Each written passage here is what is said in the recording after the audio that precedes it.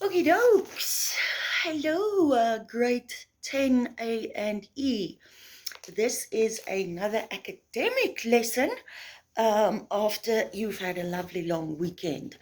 Um, uh, uh, uh, uh, uh, what did I want to say? There's so much I want to say to you. Yeah, I've had the day off as well, so I'm not in my normal pretty makeup and pretty clothing. So just take me as I am, you know. You know. All right.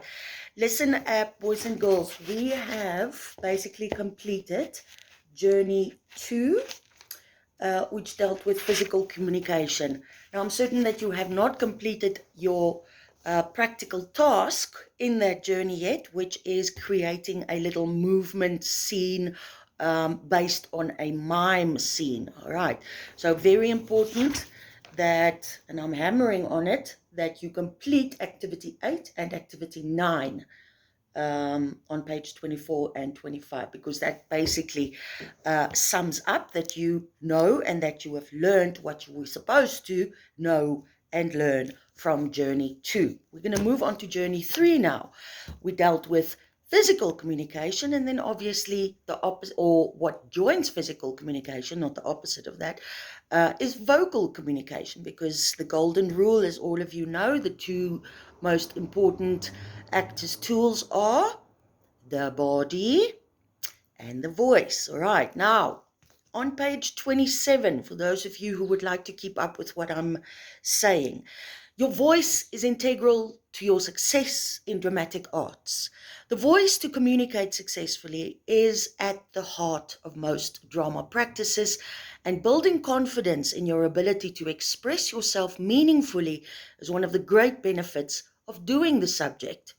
Over the next 3 years, you will learn to use your voice healthily, expressively, and with complete control. You will learn how to fill large spaces and be clear and articulate, while also being flexible, creative, and expressive with your voice while handling all kinds of texts. All right.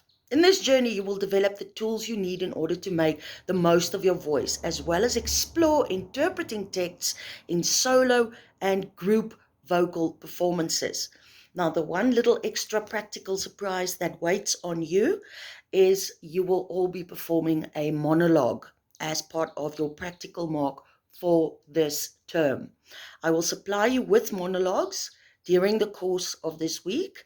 And once again, golden rule, the sooner you know your lines, the better for you. All right. I cannot afford to be lenient with you guys. So I'm not going to make it easier for you just because I'm not there. I am there, like I'm here, like there. All right. But I need to see that you guys have been working on the assignments I'm giving you. All right. So in this journey, you have already received a choral verse from Oedipus Rex, which directly joins our journey on Greek theatre. You have also been given your assignment on the movement piece. Now, during this journey, we will look at monologues as well as choral verse, but you've got your choral verse already, all right? So the choral verse and the monologue that you're doing forms part of Journey 3. And then, so that's basically it for the term. I hope that makes sense. So Journey 2 and 3, physical communication, vocal communication, plus I think it's Journey, I'm not sure which one is now Greek theatre, Journey 9 is the most important journeys for this term. And then keep in mind, when you write your exam, we'll be joining all of these journeys that you did with the journeys last term. All right, so there's no lack of enough work to keep you busy. All right, let's carry on.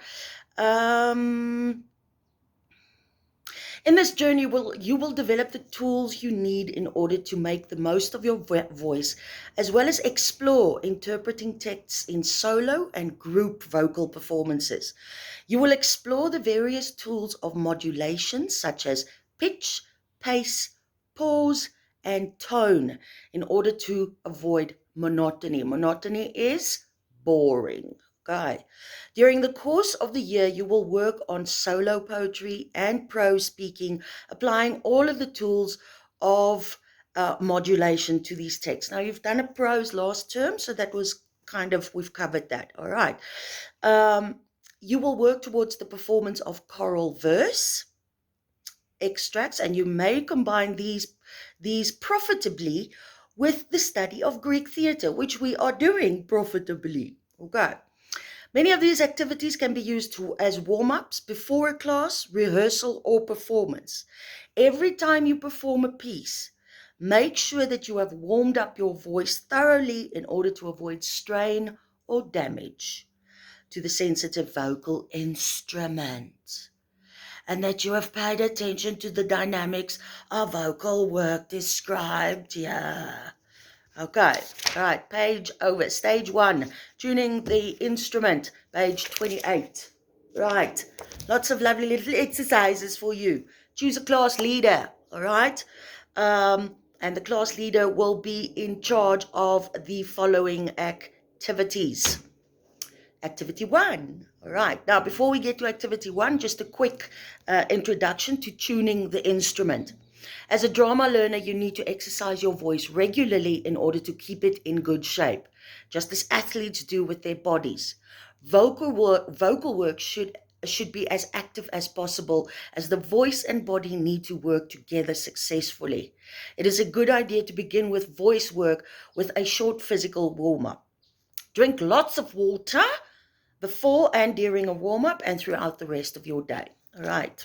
So activity 1 is a warm-up. Step 1 deals with releasing the body. All right. Some of these may be familiar. Some of these may add on to exercises we've already done. But don't think that you can skip them just because you think, oh no, but we've done this. You will do them. All right. Then you will be, as part of activity 2, you need to work through step 2, which has to do with breathing. Then you need to do step 3, which has to do with phonation. And you all will remember that phonation is making sound. Then you need to do step 4, which means, which explores resonating sound. All right. All these exercises tell you exactly what to do. So the class leader or as a group, figure out what it says you should do, then do the exercise. Very simple. Page over for me, please. On page 30, step 5 is activating the articulators. Now, your articulators, we've discussed that last term.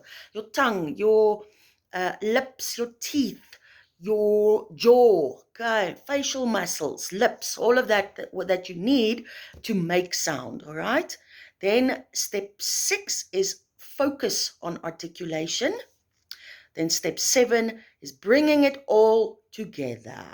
All right, so it's a nice long exercise, but we're breaking it up into bits and bobs so that you can put them all together again. All right.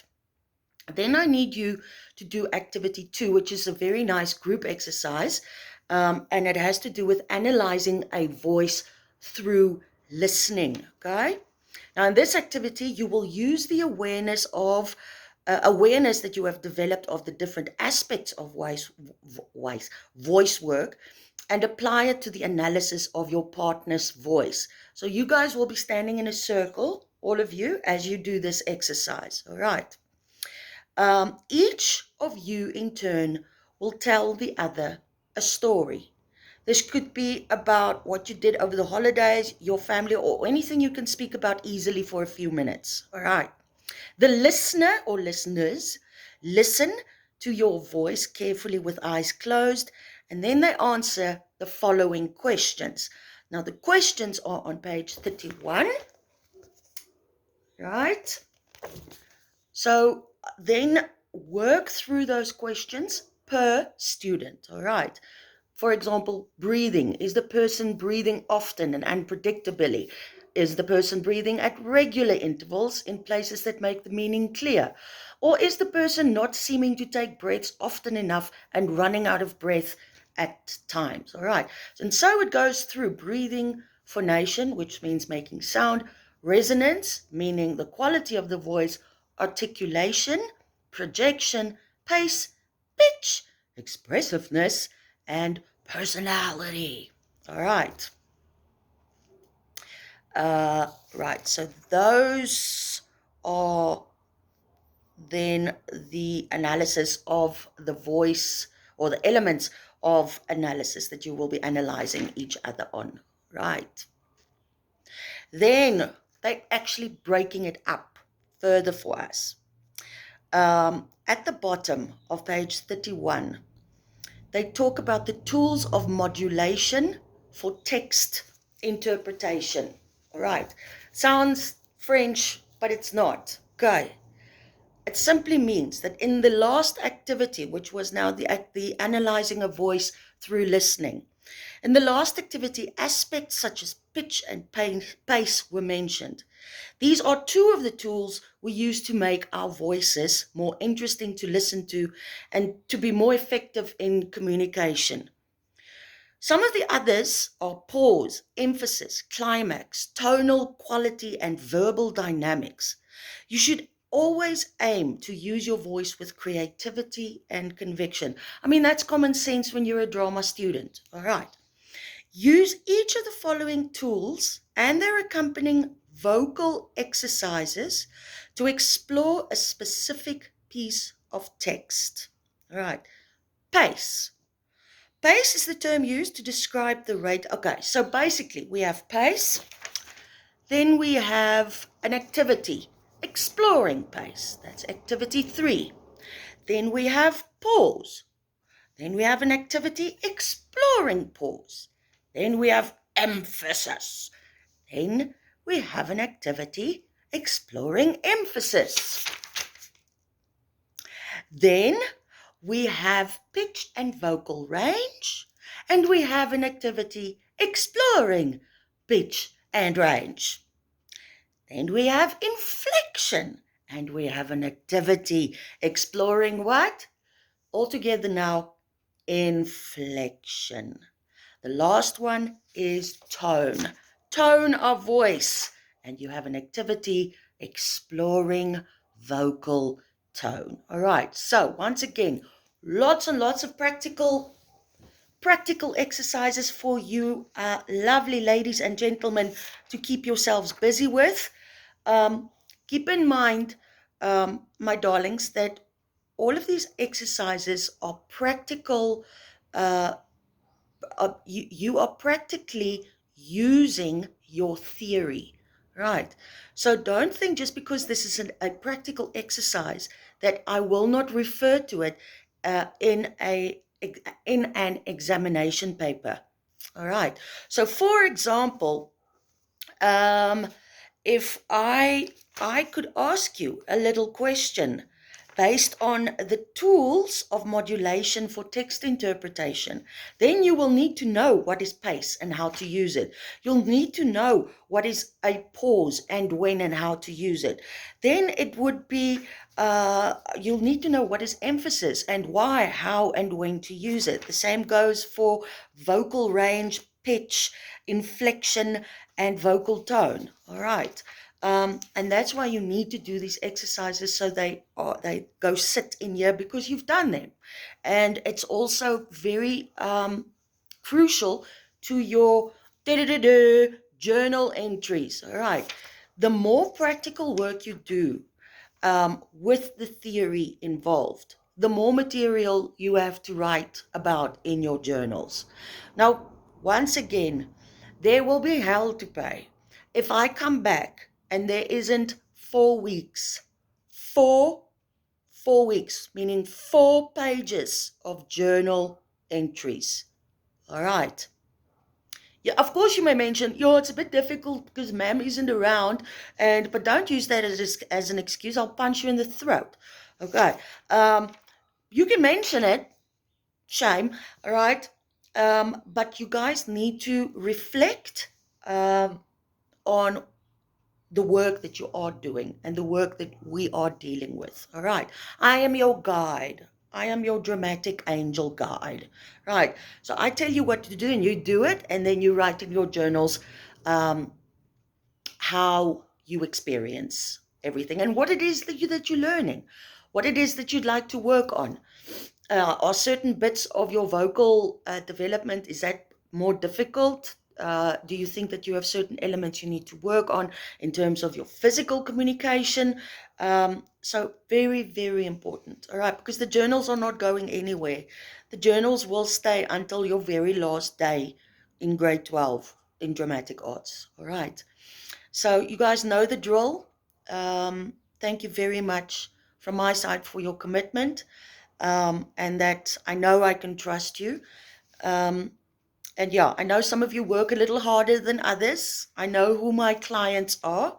I just want to see everybody come to the party, so that when I'm back, we can really just have some fun, knowing that we've basically covered everything we needed to.